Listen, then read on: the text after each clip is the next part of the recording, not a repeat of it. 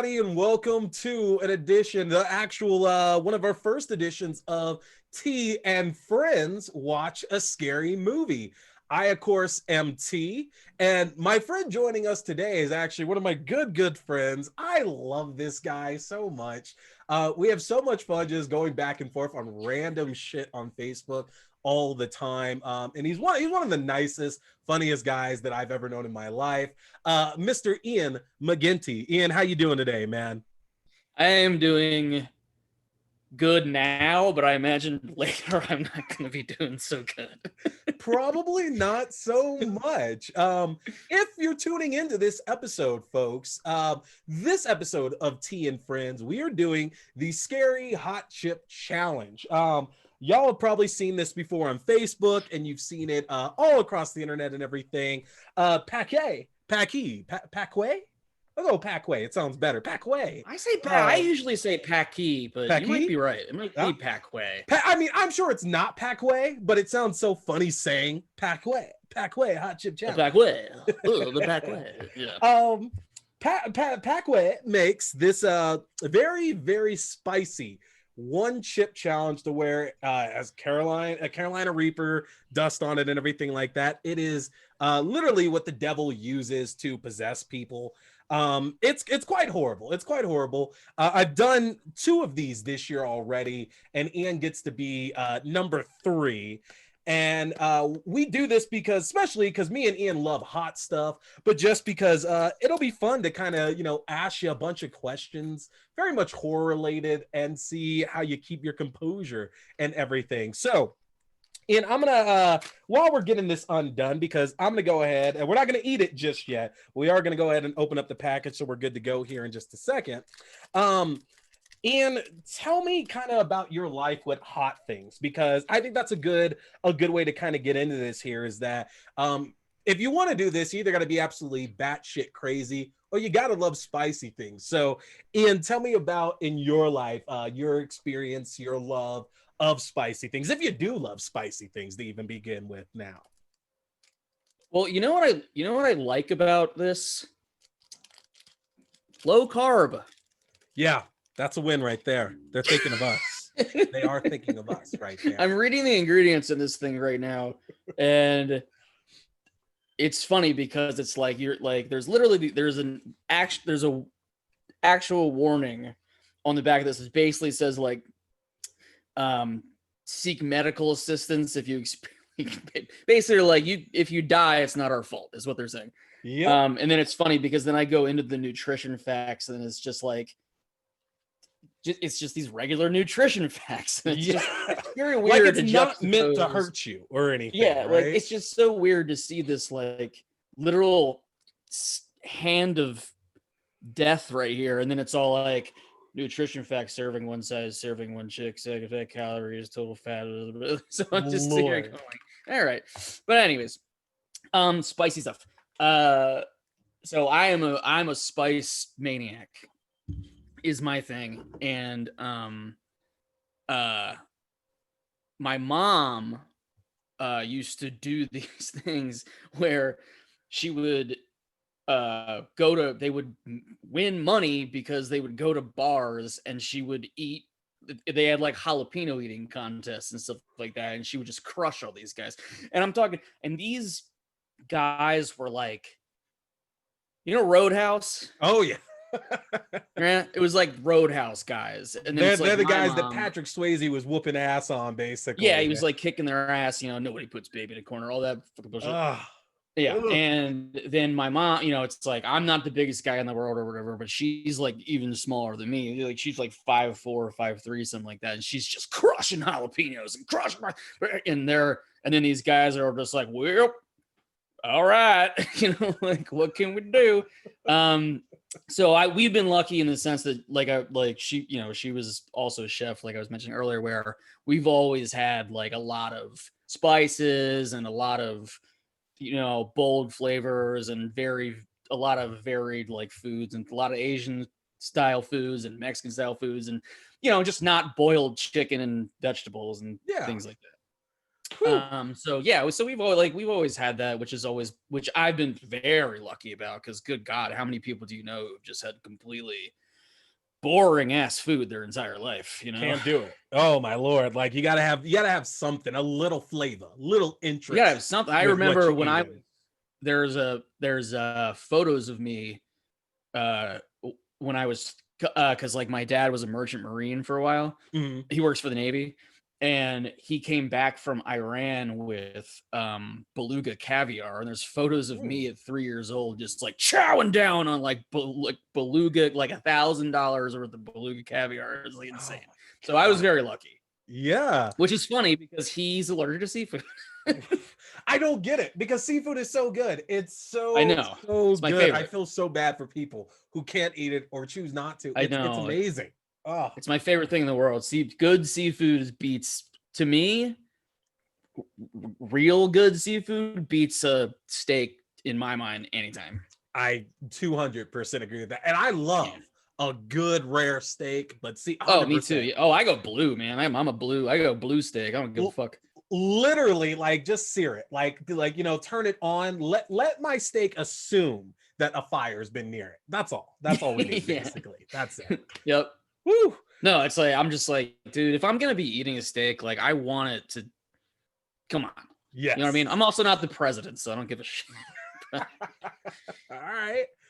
Okay. So one more question before we start in on this chip, and then we're gonna see what you can get through here. All right, man. Like I said, I'm going to.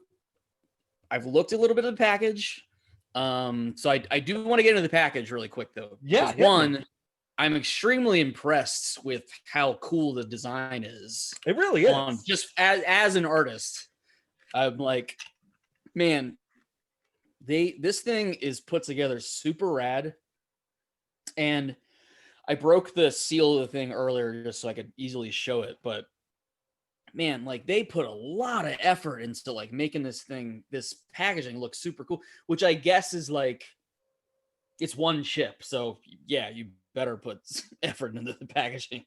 Yeah. And this is the 2021, which I noticed was the 2019. I've been doing so much research on this. You have no idea. I've been watching, Samantha, my partner, and I have been watching these videos of people doing this like online. And the funniest one in the world was this. It was Irish people trying this. Have you seen this video? I have not seen this one. It's so funny because like, and they handle it. I mean, like they're, you know, they do it or whatever. But I was noticing that the actual chip itself was a red packaging, and this was from 2019, and now this is the 2021, so which is black packaging. Yep. And I was actually really impressed too because mine arrived and it's not broken; it's still together. It's a huge motherfucking chip, though. I'll say that. I've had so out of the two that I've done thus far, the first one was broke, so like I had to eat like I think 3 pieces of it, which sucked a lot. The second one was mostly intact, and it makes it worse. Let me tell you, anybody that's thinking about doing this, it does make it worse because at least if it's one chip, it's all in. You're done. Just get it done. Well, and what's so funny is that on Christmas 2 years ago, I asked for the only Christmas present I asked for was a pallet of the haunted ghost pepper chips. Oh, those are so good. They're so good. And they rock. Yes. So I'm excited. I'm like, oh, and I mean, they're pretty hot too. So I'm excited to see like what's up. But yeah, I just want to give it a shout out because like, man, they really put this thing together and all that stuff. They sure did. They did a good job putting everything together. Oh, I'm so stoked to do this. So I'm terrified, but you know. All right, so but I got my stuff, like I was saying, I have a thing of milk over here. I've got sour cream. I have spinach artichoke dip. I have an old leftover Domino's pizza. And I have a thing of honey barbecue sauce on top of it, just in case. But I'm going to try to not. My goal is to at least last. I don't know. What's it say in the thing? Well, they say a heavyweight is an hour. A middleweight is 30 minutes, a lightweight is 10 minutes, and a featherweight is 5 before eating or drinking. Okay, I'm fairly certain I can go 30 minutes, but that's going to be like longer than our actual conversation. So I don't know. I think you can make it. The one I did recently with my friend Sammy, I actually went for a while, and she could attest to this because it was the second time doing it. And once you get over the hump, then it's all cake from there. And getting to the hump was certainly hard, but once I got past it, I was like, all right, we're good here now. So I mean, I'm excited. I mean, I'm not excited about what happens tomorrow for various reasons, but you know, I'm pumped about this, but I'm like I live for this shit, man. Like I live for these dude, like I can't even express to you how much time I've wasted just watching like food challenges, just like not even spicy stuff, just like eating people eating a ton of food, all the kind of stuff. Like it's ridiculous how much time I've just wasted like on my phone, ignoring my girlfriend and just being like, yeah, I'm like, no, I'm busy. Sorry. Yeah, no, sorry. Like this 115-pound chick is about to eat 8 pounds of a breakfast burrito. Like this is important to me. Yes, get it right. Oh man. All right. This is my time. So we're gonna do the chip. Ian, I have a set of questions for you. We're gonna try to get through each one. Now, if you can't answer it, you're free to pause, do what you need to do. But we're gonna see if you can get through each question and kind of go from there. Okay. All right. Now, I do want to interject here just real quick. Here we go. One is if you could explain how we met each other. Oh man, yes, I can. Mr. Ian McGinty and myself, well, the easier way to say is that I've been a staff member of Denver Pop Culture Con, formerly Denver Comic Con, for quite some time now. I initially was a volunteer with the first year of the show, and that soon evolved into a nice staff position, being the guest services manager of Artist Valley. And you and Samantha, your partner, were actually guests at Denver Pop Culture Con a few years back. Yes, Samantha Knapp, because if I don't drop her name, she's going to beat the fuck out of me. So Samantha Glow Knapp. Yes. Very beautiful, awesome writer and artist, and works at Boom Studios right now. Yeah. Which brings another good point here before we bite into this chip. You yourself are a very prolific. I'm intentionally stalling this chip right now. Oh, I get it. It's coming. It's coming. But you've had some high profile works recently as well too that's out there in the ether. One of the biggest ones being which a lot of people were super stoked about, the Invader Zim movie. Enter the Florpus. Yeah, talk to us a little bit about your experiences working on that, and just some of the other projects in recent years that you've been working on, that you've been doing.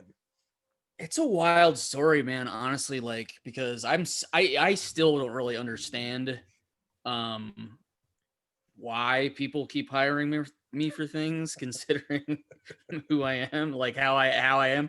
But so ironically, Samantha and I, because we'd worked on Welcome to Show Side, which was the animated short that we did in the comic series that I created, and then Samantha helped me out with writing wise. We were invited out to Pixelotl, which is like a big convention in Cuernavaca, Mexico. And so we go there, and I had done some like covers and stuff for the Invader Zim comics, or and it covers and like some interior art and things like that. And then lo and behold, like I run into Jonan Vasquez, the creator of Invader Zim and Johnny the Homicidal Maniac, and then like the art director who was working on the movie. And we just like hung out at the coolest party in the world. And they just said, "Do you want to like work on this movie?" And I was just like, yeah. Yes. And then so we were living in God, where were we living?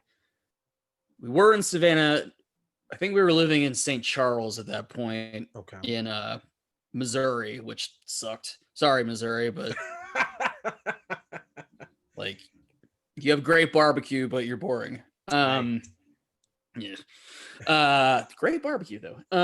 But and then they were just like, do you want to? So then like 2 weeks later, found ourselves moving to Los Angeles, and that's where we are right now. And did the movie. I did the prop design and the cleanup and some character stuff and all that. And yeah, it was pretty wild. And then on just the comics aspect, like Adventure Time, Rocko's Modern Life, Hello Kitty, Bravest Warrior. I could, whatever. And it's cool kind of funny because not even funny. Funny is not the right word. It's crazy how much that kind of ties into like the kind of group where like this goes out to, because the horror crowd is big on these like 90s, like some of those are obviously 90s properties. Adventure Time's very much a new millennium property and everything like that. But it's so interesting that those kind of shows and those kind of works, they just hit so well with our age group, our age range and everything like that. And that we really are in the nostalgia period right now. And I say that in a good way. A lot of people make nostalgia out to be so like such a bad thing that you're not allowed to enjoy. But I think that's, especially in 2020, one thing we kind of have to hold on to, because those are the things that we can go back to and get some real joy out of, I have no problem with, like, it's funny because I was having a conversation with this a while, but like maybe a week ago, where someone was like, it's like they're not necessarily rebooting, but it's like we're getting like new iterations of like older stuff, and they were just like, doesn't that piss you off? And I'm just like, nah, not really. I mean, like, whatever. It's just like, I don't care. I'm like, whatever entertains people, I really don't care. I mean, but it's funny that they make that comparison between the horror movie stuff, because that's super true. Because how many shitty fucking horror movies are there out there that are totally enjoyable? Oh God, you know what I mean? Like, regardless of what it is. I just put up the review for Jason. I was watching Chopping Mall 2 days ago. Oh my God, Chopping Mall. Yes. Have you done Chopping Mall yet? Dude, I only saw it for the first time this year. It's insane. It's so bad, and yet it's amazing. But it's so fun. Like, it's so good.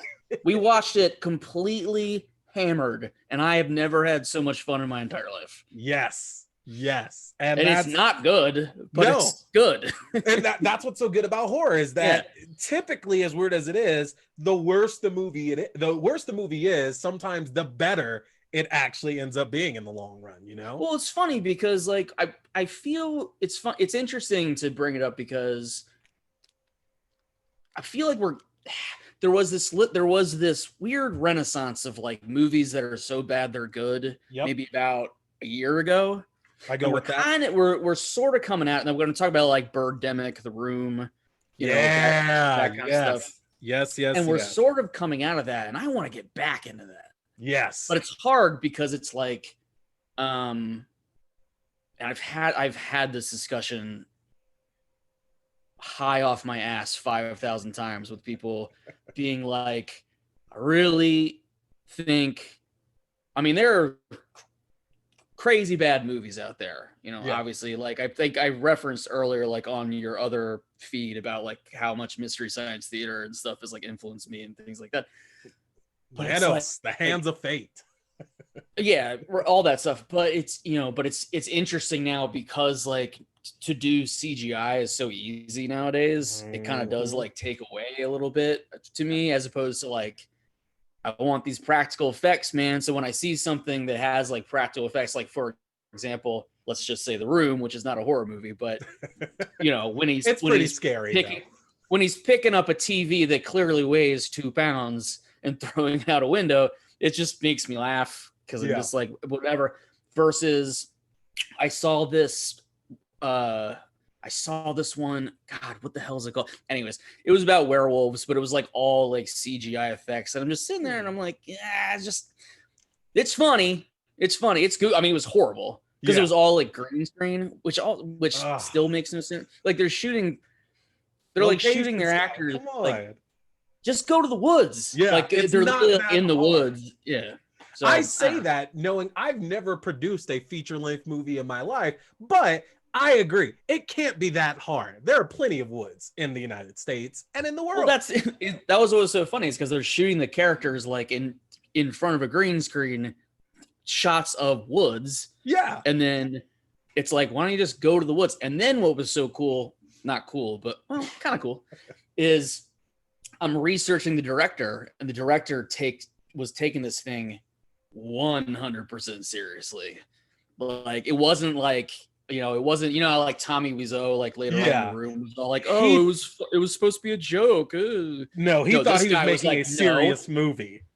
No, he's like, no, this is about werewolves. No, pay attention. Like, I have a point here. It was just, and I'm sitting and I'm watching. It's like, dude, this is, you have a kid turning into a lycanthrope just by putting a gorilla mask on his face. Like, what the fuck are you talking about? It's not going to work. Yep. All right, Ian. That's my rant about the time has come, sir. Okay, so you've done this twice now. Yes. All right, so what's the recommendation about how to do this? Honestly, the first time I did chew the entire thing. Like, so I put it in. I chewed up as much as I could. This most recent time, my friend Sammy, I did less chewing and went more so for let's just get it in and swallow that joint. Okay. And that was honestly better. I didn't have much in the way of side effects from that. So I would say if you can get it all in, just try to swallow it. But if it's your first time, oh God, you shouldn't have done that. It smells heinous. You know what's weird is it kind of don't get that dust in your nose. I'll feel so bad. No, it has like a fruity smell to it almost, which is interesting. I give you that. And I mean, if y'all can't really see it because obviously there's a lot of residual dust on this that's all ghost pepper dust basically. Oh my God. So here we go. It's been nice knowing you, Ian. And so we're just gonna do this in one thing. I would say you should chew it to really enjoy your first experience. Let me try this. Let me do a little experiment real quick. All right. I'm gonna just nibble one little part. All right. Okay, it's hot as fuck. Yep. So I'll let you do it any way you're considering, and then we're just gonna go right into the rapid fire questions. All right. All right. All right. Here we go on 3. Okay. Yep. All right. Ready? 1, 2, 3.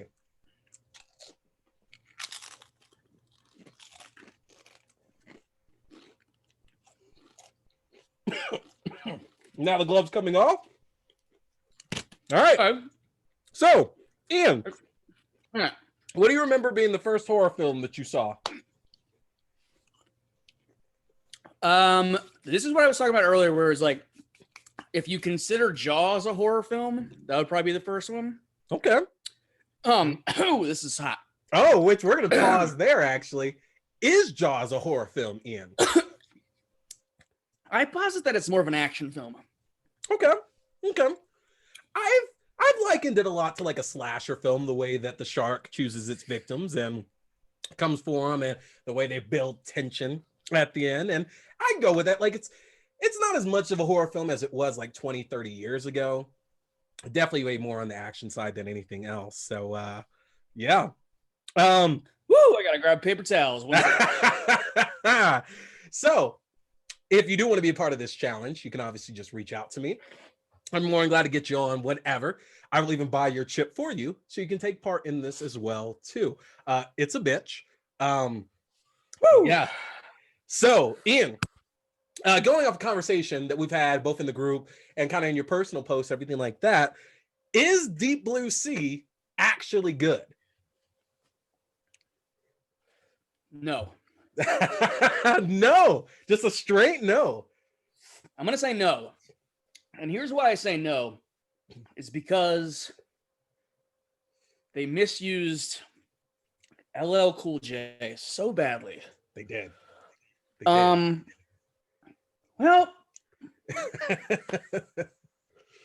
that said, though, they use Samuel L. Jackson so good. They really do, too. And he makes it through half the film. Everybody says it's earlier on. It's actually about the halfway point or so. It's about the halfway point when, spoiler alert, he dies. Yep.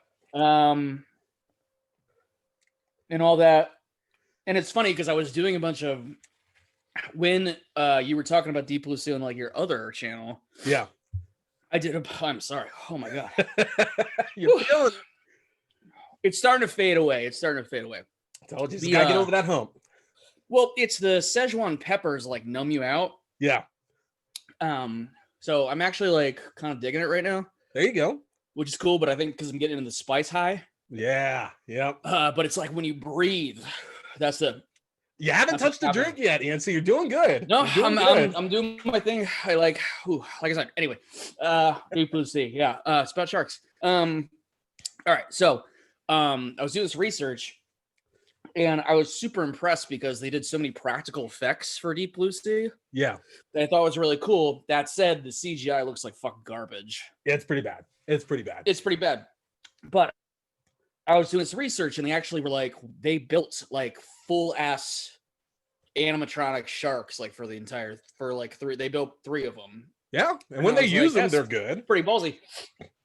And they brought them in, and the actors were like freaked the fuck out because I guess some of them thought they were actually real sharks. Which speaks to the good puppetry there. They made some damn good practical sharks. They look great. And then and they were like 500 pounds too. Yeah. Like, they were like these giant things, and they were being controlled and all that kind of stuff. And I mean, I like it. I mean, it's not a good movie, but it's like, I'll watch it. If you put it on, I'm gonna watch it. But I'm gonna watch any shark movie because shark movies are my favorite thing in the world. Okay, which except for oh god, what was that? There was, what was it, 47 meters? 47 meters down. Yeah. And then there was which was fine. I liked that, but then they did the sequel that I watched, and I was just like, this is horrible garbage. Oh, well, let's start shark movies then. So we've all seen Jaws, obviously. Most of us have seen Deep Blue Sea. Thoughts on films like, let's say, Open Water, for example. What do you think about a film like that? Found footage, it's supposed to be real. A couple goes out, gets stranded, dealing with sharks. Thoughts on a film like that? I love found footage movies. Actually, like, I think I honestly love found footage movies just because they really do. They just hit you in the gut in a different way. They really do. Open Water had the freakiest ending to a movie that has affected me more than a lot of other movies. In case, can I spoil it? Can I say what it was? Oh, do it. We're over 10 years. That's the rule. I was gonna say. Tell him. So it's the the guy that so it's the I guess husband and wife or whatever the relationship is. I don't know. So he dies, right? And then those sharks are surrounding him, and then she intentionally drowns herself to avoid being eaten. And I'm kind of like, I'd rather be eaten by sharks than drown myself. Yeah.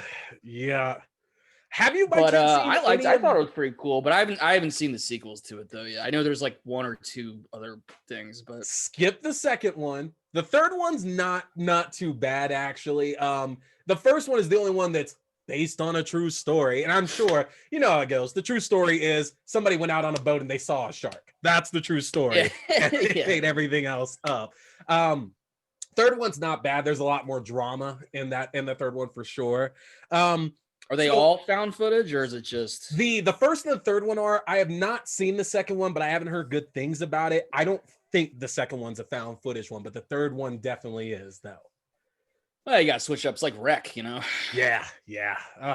Oh, which brings a good point here. So Jaws is kind of like very top notch. That's like top of the line. If it is a horror movie, it's one of the better ones. Like that's like an Academy Award horror film right there. Let's go the other end though. Rated Worst PG.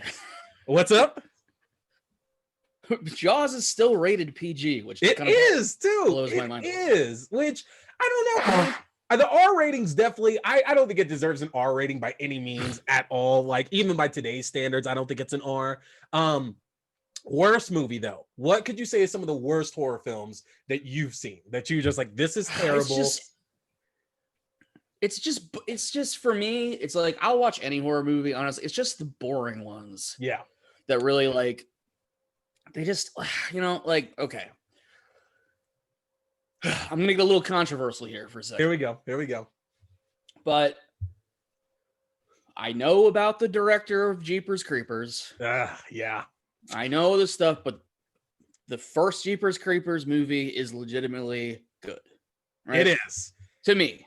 And you bring up such a good point, because I've wrestled with that, because especially now in 2020, with everything that, that we should be, recognizing and be aware of when it comes to problematic people. We've talked about guys like Jared Leto before and stuff like that. And Bryan and Singer and all that bullshit. Yeah. Victor Salva, who did Jeepers Creepers, all three Jeepers Creepers movie, has some very, very, very bad legal issues in his past that make him a terrible person. There's no debate about that. He is a terrible person. But the downside is he also made a really, really good movie, because Jeepers Creepers is a really good movie. It was so unique. And what I liked about it was that, and I'm going to get to what I don't like about horror movies in a second here. Cool. But, yeah.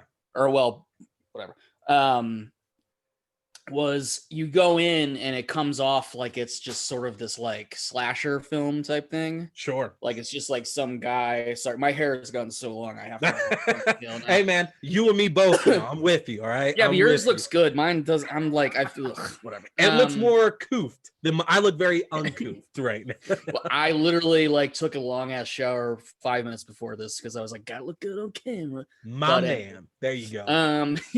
But no, it's like I love like From Dusk Till Dawn, where like you go in, you think it's one type of movie, and then it turns out to be a completely different type of movie. Yep. Which I do think Jeepers Creepers probably did cop some stuff from Dusk Till Dawn, but that's just like my personal opinion.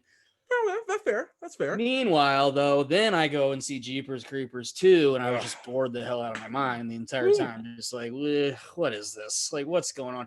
And that's really what it comes down to, because it's like, for me with a horror movie, I'm over the hump, by the way. Like, I'm totally doing fine. There you go. Yeah, no, you were absolutely right. It's horrid for about 3-4 minutes. 10 minutes. And then it's like, and then now it's just like, then you're good. Kind of pleasant. I can't taste any. I can't feel it in my mouth right now, but that's okay. Your sinuses are clear though, right? Yeah, no, I'm feeling I can breathe now. It's fun. Meanwhile, California wildfires just fucked that up. But anyways. But no, it's just like, for me, it's like I'll watch the shittiest horror movie in the world as long as there's like some fun stuff with it. Yeah. And I think that's really interesting. Because I was listening to this podcast earlier today where it was just like two people talking about like these horror movies they've seen recently. And what was really interesting to me is I'm going to take a drink, by the way, because I'm thirsty, not because it's hot. So you're good. You're good. I'm still holding out. Actually, I'm actually feeling pretty good. I really want to hit this thing, because if I don't, my mother is going to make fun of me for a year. Ian's mom, he's doing good, because I've been telling her about this. I was like, I'm doing this with my friend T, like, but and this, and I've had like 5 family members hit me up and be like, when's it going to be out? We want to see what happens. Oh, it's coming soon. It's going to be interesting. But my thing is, it was a really interesting conversation, because it was like, one is the sort of rise of the art house horror movie that I've been seeing lately, like Midsommar and Hereditary and things like that, which initially I was kind of like opposed to, because like for me, I was just like, well, I just want to see blood. You know what I mean? I was just like, I want to see cool kills. I want to see gore. You want the gore. You want to be. But I'm starting to really, but I'm really starting to appreciate more of these like slow build up horror movies, like I was saying, like Midsommar and Mandy and all that kind of stuff, which like when I first watched Mandy, I fucking hated it. But I've watched it multiple times now, and it's really started to grow on me quite a bit. I usually just skip the first like 20 minutes though. But it's interesting that you mentioned that, actually, though, because I do want to hit on that that art house horror is the thing. You're absolutely right. This is the new phase that we're getting these days. And thankfully, we are getting some good ones. Like, you mentioned Midsommar, which is fantastic. Love that movie. Even though it's basically the Wicker Man without the bear. It is Wicker Man, yeah. It's just like better done. I mean, I love, don't get me wrong, Nick Cage, love him. I even like the original one, which I actually think the original one was way better, but that's a whole nother thing. Yeah. You were saying though, because so you talked about number one being, actually, I keep going all over the place, but it brings up like things like The Haunting of Hill House and The Haunting of Bly Manor, which I brought up recently that I enjoyed The Haunting of Hill House, but as a whole, it wasn't that scary once you realize they're going more psychological and traumatic horror versus, like you're saying, like we're actually getting scared. Like, you know, this is this stuff that these characters are dealing with internally. And I compared it to the same story, the movie The Haunting, like with Owen Wilson and Liam Neeson, which is the same story as Haunting of Hill House, but they go for the scary route versus the psychological horror of the TV show they did. Right. Is there any kind of horror these days, like especially with art house horror kind of taking over? Is there any kind of genre, I guess, style of horror film that's just you're not about? That's just if they make that kind of horror movie, you immediately are like, that's not my bag, it's not my jam. I'm not watching it, basically. Well, it's interesting because it's like what I was. Again, my brain is scrambled eggs right now just because of this heat from this chip. What I was trying to get at was like, we're seeing this rise of these art house horror movies that I initially was just all like, you know, whatever, like this, that now I'm actually really enjoying. And then also I'm also seeing a big rise of like comedy horror as well, which Definitely. I'm sort of not starting to like as much in a weird way, but because it has to be done super well. Yep. Otherwise it's just like not interesting because it's there. And the difference is it's one thing to, like, we were talking about Chopping Mall earlier, right? Yeah. Which is just like so 80s and so goofy that you laugh at it because you're just like, this is the goofiest thing I've seen in a long time. Versus, you know, say like Tucker and Dale versus Evil, which is not a bad movie or whatever. No. I just don't enjoy that as I don't enjoy horror movies that are self-aware that they're like horror's goofy and strange, you know, whatever. And sometimes it's done well. I mean, I'm not gonna lie, sometimes it's done well, but like for me, it's just like I don't really like comedy horror that is trying really hard to be aware of like kind of that horror can be goofy, because I think that sort of insults the genre in of itself.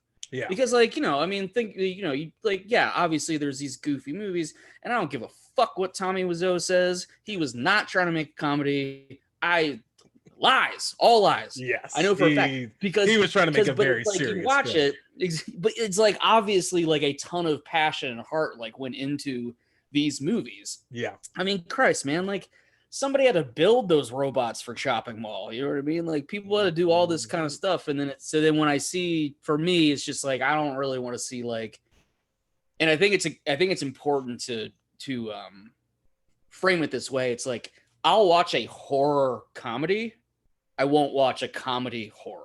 Yep. If that makes sense. No, it definitely does. Cause you know, recently I talked a little bit about Scream 3 and about how a lot of people have serious problems with Scream 3 because number one, it's a different screenwriter. So yeah. We effectively don't get the close feel of those first two movies, but they really do go more so the comedy route for that one than the horror one. And it does work to a certain extent. I don't think that movie's even close to as bad as people put it out there, but I'm with you to where it seems like if you're doing parody is good. You know, a movie like, I use Piranha as an example. I love Piranha. But they committed to Piranha being like, I don't think they took that movie and said, you know, we're trying to make a serious movie about piranhas killing people. I think somebody said, look, there's this really shitty film back in the day called Piranha, and I think we can do better and make it funny as hell. And here you go. It just so happens it's also gory as hell and does have a couple scares. And that's where I'm making the difference between, you know what I mean? And also, you know, Piranhas, I mean, they're like, God, I don't even know how many.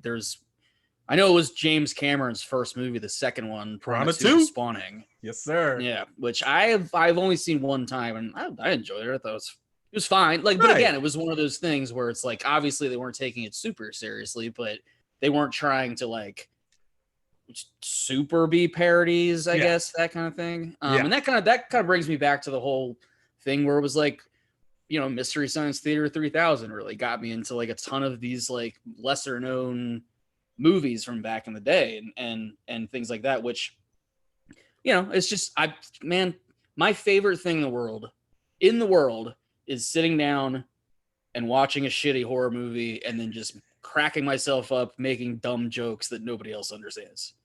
Which, you know? If I could recommend to our viewers, you might understand my jokes. But... Oh, absolutely. I just got done reviewing Jason Goes to Hell and Jason X. Those absolutely fit what Ian is talking about. They are the worst in the Friday the 13th films, but that's also partly what makes them so charming, because I think... explain to me the plot of Jason Goes to Hell, because I have been trying so hard to understand. Have you seen it? Have you ever seen it? I've read your reviews. I've read the Wikipedia page. I've watched it one time, and I still don't know what the fuck is going on in the entire movie. Got it. So it all comes down to this. Jason is a deadite from the Evil Dead series. His mom got the Necronomicon somehow, and we're led to believe she recanted some spell out of there that brought Jason back as a deadite. Hence, his whole killing spree begins. The problem is that at the beginning of the film, the FBI, the SWAT team, whatever, completely destroys him. They murder Jason. He's gone. He's dead for good.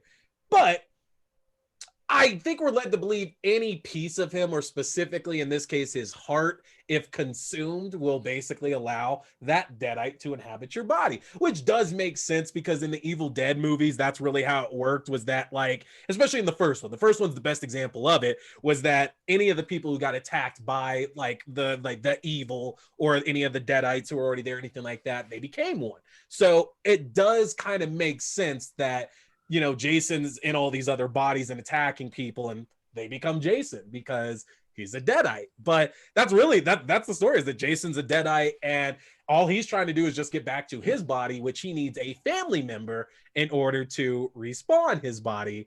And that is the story, is him trying to get to a family member to respawn his Voorhees body, basically. I mean, I dig it. I know, like, I remember I've only seen it like twice, I think, and then I just remember there was like that weird monster version of him at the end or whatever.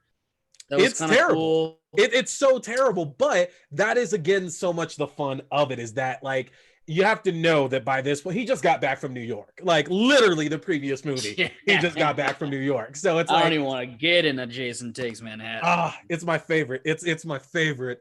So goofy, but again, this is what I'm saying. It's like they're super goofy and cheesy, but there's something about them. Because they're so genuine. Like, it's like the Jason movies took the right path where they feel very genuine, and they feel like somebody was actually really trying to, like, build on the lore, versus like Nightmare on Elm Street, where I think they just went like, oh, we're just gonna make Freddy say fucking his little signature bullshits and crack some jokes and stuff like that, which is weird, because I genuinely do enjoy the Nightmare on Elm Street. But we talked about Dream It's easy to say, like you're saying here, once you get into the sequels, he loses a lot of, like, the muster that made him cool, that made him scary, that made him enjoyable. No, he's not scary at all. And I will get into a fight with you right now about Freddy vs. Jason. It's terrible. Because it's not a horror movie. It's an action movie. You know what? I'll accept that. I will accept that, because they don't telegraph anything at all. It's very much set up as as an action film. I'll give you that completely, especially because the last fight, which I think I definitely ripped apart too in, like, my review. Oh, it's horrible. It's like the goofiest thing in the world, but that's kind of why I love it. I don't know. I can't explain it. But we got these two horror heavyweights where one person invades your fucking dreams to murder you in all these inventive ways. And then you have Jason Voorhees, who's just the master of brute strength, who will use anything near him. He'll punch your head off. He'll punch through your heart. And they have an actual, like, action movie. I'm talking choreographed. There's martial arts and shit like that. Like, and that's ridiculous. What got me. Freddy became a martial artist in Freddy. I was like, no. Like, it's not like he's down there studying up on fucking like karate or anything. That's why I enjoy it so much, though, because I'm like, this makes no sense. Like, what the hell? Like, so bad. Like, how did Freddy all of a sudden, like, walking on bamboo fronds. Like, I don't understand. Like, God. how did all of a sudden you become like, this like jujitsu master? I'm just sitting here. So bad. Oh, all right. That's why I like it. Because it's so heat has subsided. Ian, how you feel? Yeah, I'm good. Man? Yeah. How you feeling about the experience of doing it? I'm feeling pretty good, honestly. I got a little bubble guts going on right now, but okay. There you go. Overall, honestly, I'm pretty.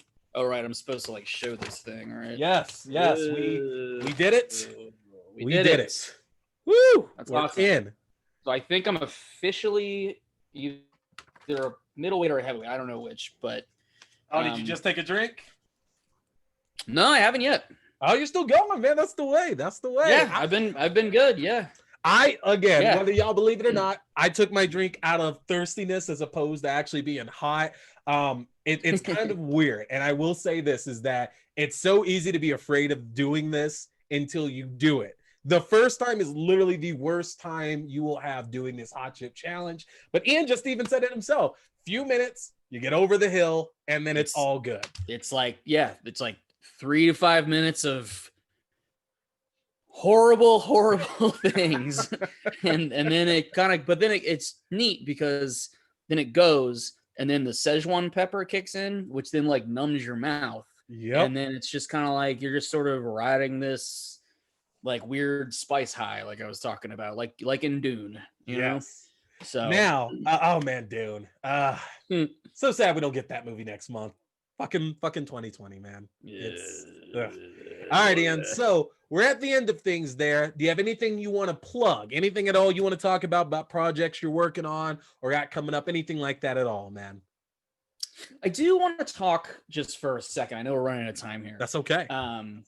But one was, I didn't know how plugged you were into the music scene. Woo. Actually, I mean, obviously I knew like that's your job, but I didn't know how plugged in you were to like outlying stuff about the music scene.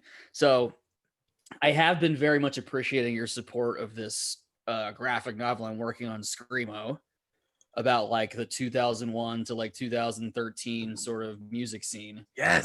Which was cool because like not a lot of people know about that kind of stuff, you know. Oh, it's so good. It's so good. It's so good. It's so, and again, talk about fucking cheesy shit.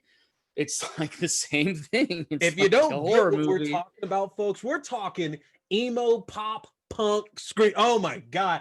Yellow Card, Hawthorne Heights. Oh God, help me out here. Story My Chemical Romance, Saves the Day. Like you could go on forever. Oh, so good. So good. So it's crazy. And it's like, that's what I grew up in because like I was a lead singer of this like emo screamo band for like that entire period. So basically like I'm writing this book now, working with this artist on doing this graphic novel that's all about that. And it's about like how fucking goofy this scene was back in the day, but also examining how it was also kind of like fucked up because there's a lot of like drug use going on and things like that. And like, one of my best friends like overdosed, all that kind of stuff. But we've been getting all these awesome responses from it. And it's just so funny because it's like all of a sudden there's like this, the artist, Chrissy Hops, came up with the term scene escapism, which I thought was a really like cool term, because especially with what's going on right now, which is essentially just means like nostalgia for like a time where the biggest problem that I was worried about was like, oh my God, I can't believe like, this person lip synced on SNL like, versus like now I'm afraid that a nuclear bomb's going to be dropped on me. Those are the days, right? Right. So not Avril Lavigne. What the hell was her name? Oh, Ashley Simpson. Ashley Simpson.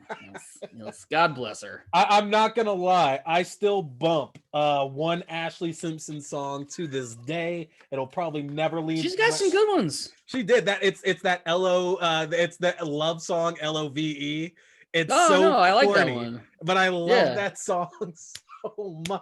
No, it's just so funny. It's just interesting because it's like all these bands had like at least 2 good songs. They do. They really do. I mean? Everybody at least gets one for sure. But then you go back, and usually every one of those artists, like every one of those bands or artists or whatever, they at least had one good full CD to where it's like, damn. I always look at like Panic at the Disco. Yeah, was a big that first one. Like, yeah, like one good. I definitely bumped that first album of theirs. For the one that had "I Write Sins but Not Tragedies." That first album was on point. It's a lame ass song, but for some reason it just earworms you. I don't know why. Yes, it does. But that's how like a lot of these bands were like that. It's just like they're not like artistic songs, but for some reason they just get in your brain. That's kind of like what I talk about. Like, this kind of music is so synonymous with the mid 2000s, 2010 horror movies as well too, because usually we'd have some kind of pop punk band with a song on one of these horror films. I mean, House of Wax had My Chemical Romance. Jennifer's Body had Panic at the Disco. There's a lot of other ones I'm not thinking of. They had a New Perspective, which is, in my opinion, hands down their best song that they've done. It's so good. And for a movie that's only decent at best, that song was the best thing about it. There's one I watched recently, and I don't remember the name, and I'm embarrassed I don't remember the name because it's not a good. It's like one of Wes Craven's like later movies that he was like. Oh, you're My Soul to Keep. You're thinking My Soul to Keep, I bet. No, I'm thinking this one where it's these like little monsters that are running around. But anyways, they have like the band Thursday is like the entire soundtrack, and it's damn, okay. It's like this woman like gets like all this shit's happening. You're thinking of They. Yes. Yeah. Got it. You're good. Yeah, well, it's like the entire soundtrack is the band Thursday, and it's just so weird. I'm like, what the fuck is going on right now? That's awesome. All right, it's like it's just so funny. It's like I guess like somebody on staff was like, I really like this band. I like this band. We got the money. Let's just put them in. Hey, man, I'll probably do the same thing if I ever get the opportunity. All right, so we've reached the end of this, Ian. So tell me, I mean, I know that not everybody's like me, but I know that I'm excited to do some holiday horror watching here in the next month or so. You know, to get Krampus. Oh, I got my I have my Christmas vacation shirt baby. On right now. It's on. What is there anything at all holiday wise related to horror that's a tradition for you? Could be a movie, TV show, some kind of memorabilia you put out. Do you have anything horror related that's important to you around the holidays? Yeah, it's really funny you bring that up with it because like for me, I don't go to the horror movies that are specifically holiday themed. Okay. I find them kind of not lame, but it's just sort of like they are like, I'm sick. I'm tired of Krampus. It's like whatever and all that. But I do have like specific horror movies I really like to watch during like the Blob. Okay. The 80s Blob is like a big one for me. Yeah. For some reason, I don't know why. I'm not judging. And then for some reason, the was it 2004 Dawn of the Dead? I think it was 2004. Okay, that's a holiday one. And I don't know why. Yeah, it's just I don't know why. For some reason, like I just want to put them on. The Blob's the big one, just because I used to watch it with my dad all the time. And now, really, are we talking legitimately think that's the OG Blob? Or are we talking Kevin Dillon and the Saw Chip Blob? Yeah. Okay. No, Dylan, yeah. Because that's another movie that starts off like you think it's going one direction. Yes, because they don't even make him the main character. Like it's kind of weird is that they like he's not even like the main guy until halfway through the film. Because don't they have like it's Shawnee Smith? That's her name. Like Shawnee Smith's clearly the lead, but doesn't she have like a boyfriend before Kevin Dillon is even like that important to the movie? Yeah, and that's boyfriend? The thing. You're supposed to think he's like the hero. Yeah. And so I'm watching him going like this fucking sucks, and I'm sitting here being like I don't want to watch this asshole, and then he gets melted like 20 minutes in, and I was like, "Oh, baby! Oh, okay. Oh, and Killer Clowns from Outer Space is the other one. Okay, you got some good stuff there. Which a movie that actually nails horror comedy, in my opinion. I will give you that. I will absolutely give you that. I hate it. Ridiculous premise that they actually made fun.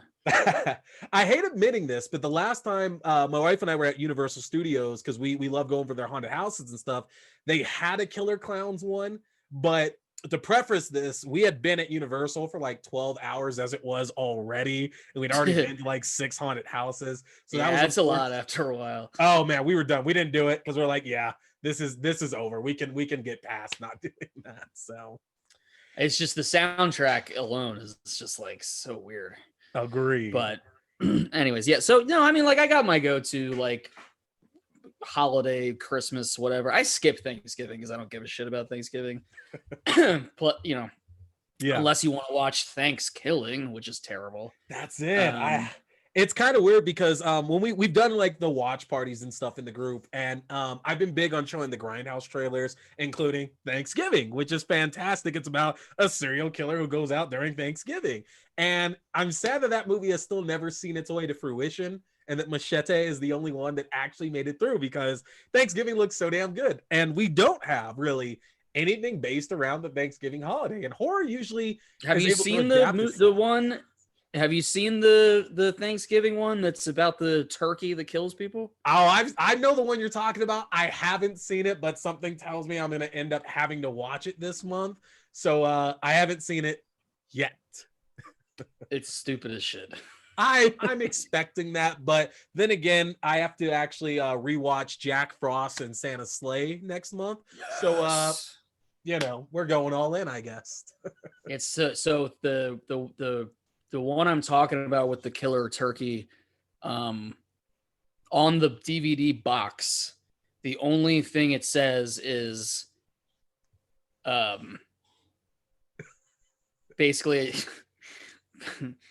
thankfully Samantha left the room so I can actually say this, but basically the only ad on the DVD box is that it shows tits in the first 10 seconds. Nice. And that's it. It has no other reviews. It has nothing else. What else? That's all it says. What else? And I watched it, and it does do that. Okay. Is it worth it enough to watch the rest of the movie? There's some funny scenes. Okay. All right. It's definitely one where like you want to take like an edible or something, and then that might be the plan then, because now I'm kind of convinced I'm gonna end up having to watch it. So yeah, that might be the plan there for that. Yeah. So awesome, Ian. It has been a pleasure having you on Tea and Friends Watch a Scary Movie. You conquered the Scary Hot Chip Challenge. As we said, we won. We're 2020 champions there. Any last remarks? Any closing words you have for us, Ian? Just gonna say that chip. It was a chip. It's a hot chip. I mean, but I gotta be honest though. Like it's tough. I could see how it's tough for people. Thankfully, like I like spicy stuff, so it was definitely not at first. I had to go get a paper towel and whatever.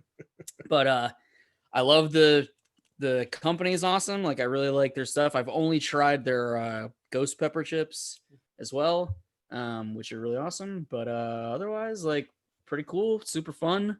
Like I said, I've been freaked out by this for like a week, but you conquered it. It's all good, man. I conquered it with a friend. That's what matters. Because if I was by myself, that would be the saddest thing in the world. Oh man, no, you got to have an audience for this. Just like sobbing over the sink by myself. And you don't even record it. It's just like you buy the chip, you do it like you're in your house alone, and you just do it. It's like what enjoyment. Yeah, exactly. So I'm glad we were able to do this while I did it, because I don't really know if I would do this just by myself. Definitely. So. All right, y'all. Well, that is Mr. Ian McGinty joining us for an edition of Tea and Friends Watch a Scary Movie with the Scary Hot Chip Challenge. I want to remind y'all to like, to comment, to share. If you want to be a part of the Scary Hot Chip Challenge, just reach out. Again, I will happily purchase your chip, and we will do this together, and we'll have some fun with it. I am T. This is Ian. This is Ian. And you've been watching Tea and Friends Watch a Scary Movie. You guys take it easy now. Zim!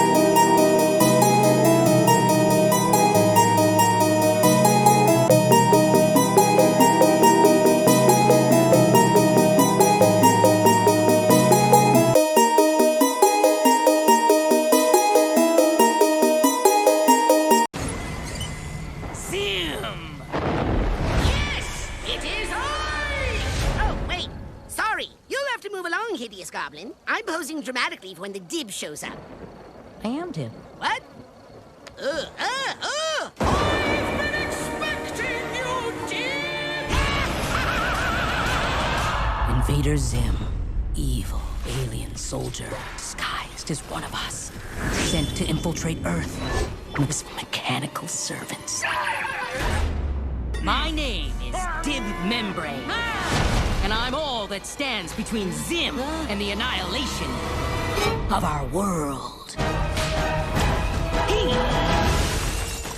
Oh, man, Dib, not the coat. It makes me look mysterious. Step aside! I've got a Zim to stop!